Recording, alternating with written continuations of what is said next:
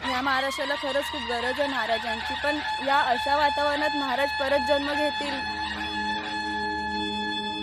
तर गार्डनमध्ये आलेलो तर ताईने खूप सुंदर असा ड्रेसअप केला आहे. तर ताईलाच विचारूया का ड्रेसअप केला तिने.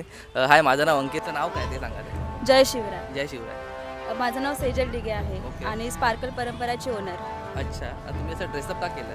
ड्रेसअप करण्यामागे एकच उद्देश आहे की आजकालच्या प्रत्येक मुलीला असं वाटतं की आपण शिवकन्या व्हावं, पण ते फक्त बोलण्यापुरतं शिवकन्या नसलं पाहिजे.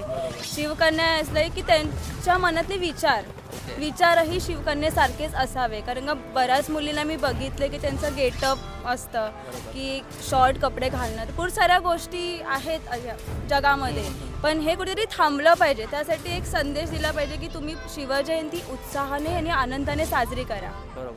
त्यासाठी मी हा गेटअप केला आहे, म्हणजे पेहराव केला आहे. ओके. तर तुमचा गेटवर दागिने जे शिवकालीन घातले, दागिने घालून आहेत. ते कुणी हो. म्हणजे कुणाची आयडिया होती ती? आणि ते makeup आयडिया वगैरे जे संपूर्ण श्रेय माझ्या टीमचा आहे. ओके. ॲक्च्युली आमचं म्हणजे अचानक भयानक झालं असं म्हणता येईल, बट आम्ही जस्ट आम्हाला वाटलं की चला आपण आपल्या मनातले विचार आहेत ते आपण लोकांपर्यंत पसरावे. ओके. त्या निमित्ताने माझ्यावरती संपूर्ण टीम आहे, स्पार्कल परंपराची संपूर्ण टीम. माझी पार्टनर आहे ओके. जिने मला पूर्ण गेटअप केलेला आहे.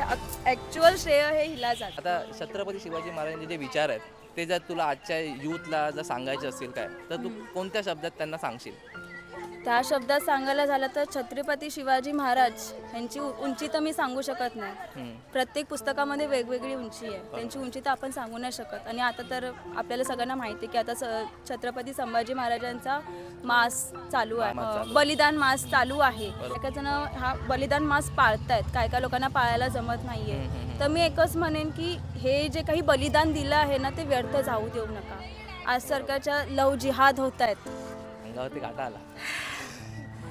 लव जिहाद होत आहेत ना, ते प्लीज थांबवा. कारण का लव जिहाद ही गोष्ट खूप म्हणजे मला स्पेसिफिकली ह्या महाराष्ट्राला खरंच खूप गरज आहे महाराजांची, पण या अशा वातावरणात महाराज परत जन्म घेतील शक्य नाहीये.